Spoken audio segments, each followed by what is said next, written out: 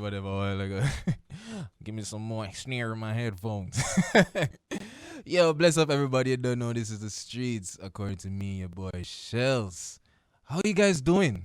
Oh, you guys, I feel like it's been a long time since me or from when it's still are even what are vibes. I don't know. I'm not gonna lie. This weekend has been a tricky one. It's been a tricky one for me. I feel like I could really do well with like a beach trip or a nice good trip to the river, a Duns River or something, or even take up on a cruise. But then I remember say, oh, them think they're not for locals anymore. So, was that too soon? Too soon? No? Yeah. Them say no movement. But we're there, guys, so that means me essential. Them say no movement unless you're an essential worker. And a bag of other people get exempted. Did you hear when the Prime Minister was reading the list? I was like, yeah, so much people exempted. The road still go full, brother. But, you know what I mean? It's whatever. Speaking of being exempted, I'll tell you a little story. When we got forward to the studio, I decided to use my power. Because, when we get exempted, we feel like we're kind of powerful, you see. So we go, so boom, man, police, stop me. You see, two of them, a sister and a brethren. Brother stop and him do him job. You know what I mean? Him well masked up, asked for identification. I showed him my ID in confidence. And I told him, hey, I have a show on the Bridge 99 FM. And he, without hesitation, man, just believed me. And I don't think it was the ID. I just thought he listened to my voice and he was just like, yeah, it's true. Either that, so he believes I have a radio voice. Either that, or he believes I have a radio face. So, and what I've realized is that, women aren't afraid to be submissive, But what they want us to know is they're being submissive by choice, not by obligation. Which is very funny because when I shoot weddings, and it's always funny when I see the pastor tell them, you need to be submissive to your husband. You just take a look at the bride-to-be's face. Just look on the wife-to-be face.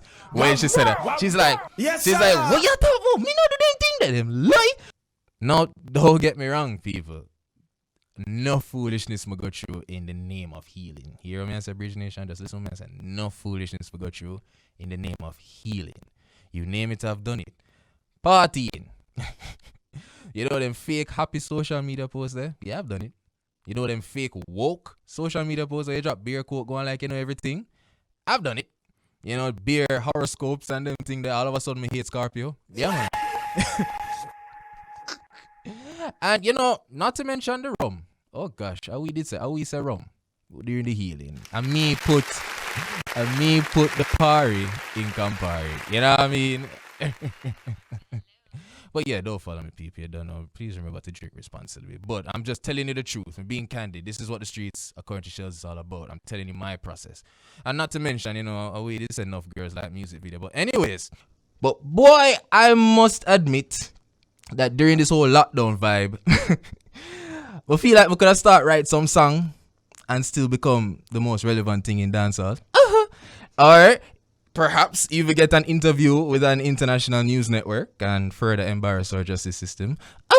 But I digress. For me now, I have no problem cleaning the bathroom. Yep, I'm starting now. I'm starting hot. I have no problem cleaning the bathroom. Now, I've been told that there are men who will never, ever clean a bathroom, right? No, I don't know why. Yeah, understand me. I don't know why. Peeps, we had the government on the ropes. We did. As a people, we had them on the ropes. So the whole Mocha Fest, we had them. And they realized that, hey, a simple I'm sorry I messed up, it just would have worked. It just could have worked with us. So, boops, after I assume them fire some people and clean up themselves, and sending out some distractions along the way, then free up the place. Zine, and we, the public, fell for it. We fell for the trap. I think we fell for it. We all knew, deep down within us, we knew we weren't disciplined enough to maintain this freedom. We knew, But anyway, if a dirt, no. And here we are today. So fast forward. Should a man wash or handle a woman's undergarment? Is that good for radio? Yes, sir. Now listen. As a fan of Movado's music, not on my team. My producer said I should say delicates, so I'll work with delicates. But when I say delicates, it can, what? Anyways, no, for real. But you see, Me, your boy Shelz, I don't think I would wash a woman's underwear. And let me tell you why I say I think. Missy Royal, I look at me like, what you mean, bro? Let me explain. I said, I don't think I would, because there probably be a situation where, she can't really deal with it. You know what I mean? Like, she's probably sick. You know what I mean? I might forget to step in as her man and probably try a thing. You understand me?